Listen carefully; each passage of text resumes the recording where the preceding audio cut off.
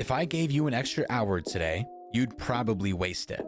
Not because you're lazy, but because no one ever taught you how to make time mean something. And if that sentence pissed you off a little, good, because this isn't comfort. This is a wake-up call. A wake-up call on how to make your time mean something. People love to say that as we age, the years start to blur together. That childhood felt endless. That high school felt like it dragged on forever. That we spent years staring at the clock waiting to become adults. And now somehow it's already almost over. Birthdays come faster. Seasons disappear. Another year gone before you even realized it started. But here's the part most people get wrong. Time isn't speeding up. You're slowing down. Your body didn't hit a turbo button. Your calendar didn't get possessed. What actually happened is far more uncomfortable to admit. You stopped filling your days with meaning. You replaced curiosity with routine. You traded dreaming for scrolling. And without realizing it, you taught your brain that nothing new is happening here. So it stopped paying attention. Time feels long when life is vivid. Time feels short when life is repetitive. That's it. That's the truth nobody wants to sit with. When you were younger, everything was a first. First heartbreak. First win. First time you felt capable. First time you failed publicly. Your brain was on fire because it had to be. It was learning, adapting, recording. And now? Now you wake up. You do the same things, talk to the same people, think the same thoughts, and wonder why weeks vanish. Of course they do. You didn't give them anything worth remembering. You already know this is true. The busiest years of your life, the ones where you tried new jobs, moved cities, studied until your eyes burned, went out too late, took risks that scared you, traveled somewhere unfamiliar. Those years feel massive in hindsight, dense, heavy, like a lifetime packed into 12 months. And the years where nothing changed, the ones where you stayed comfortable, predictable, safe, those feel like a blur. Not because they were peaceful, but because they were empty of friction. You didn't create memories, you just consumed time. Here's the part most motivational videos won't tell you. Meaning doesn't come from happiness. It comes from tension, from challenge, from choosing something difficult on purpose. Your brain doesn't remember comfort. It remembers contrast. It remembers moments where something was at stake.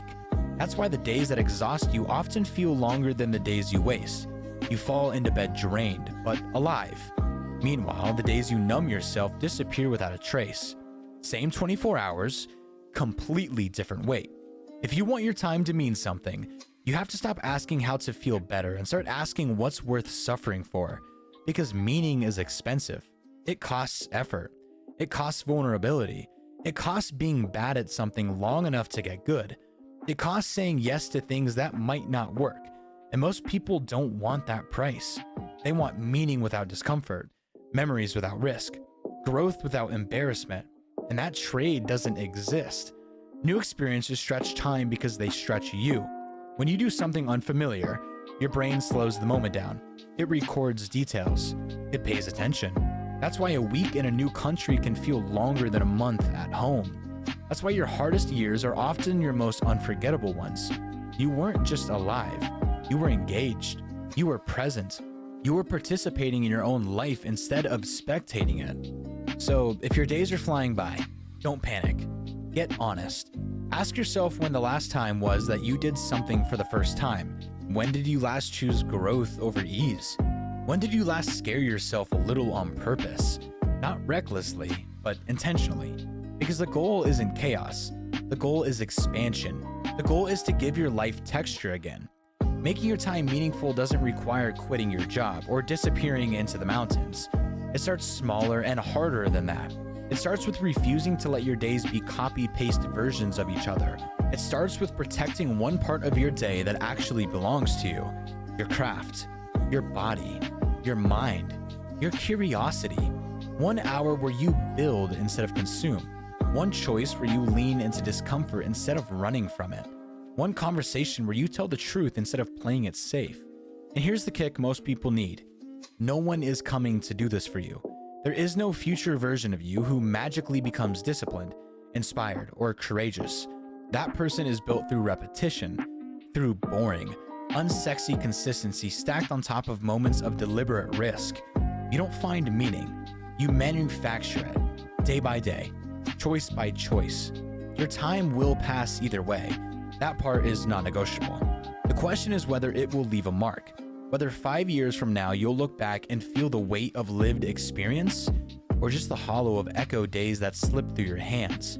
You don't need more time. You need more intention, more edges, more moments where you are fully awake. So stop waiting for life to feel meaningful before you act.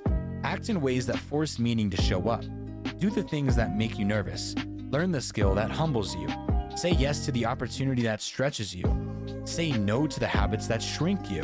Because at the end of all of this, the only time that meant something was the time you demanded something from yourself.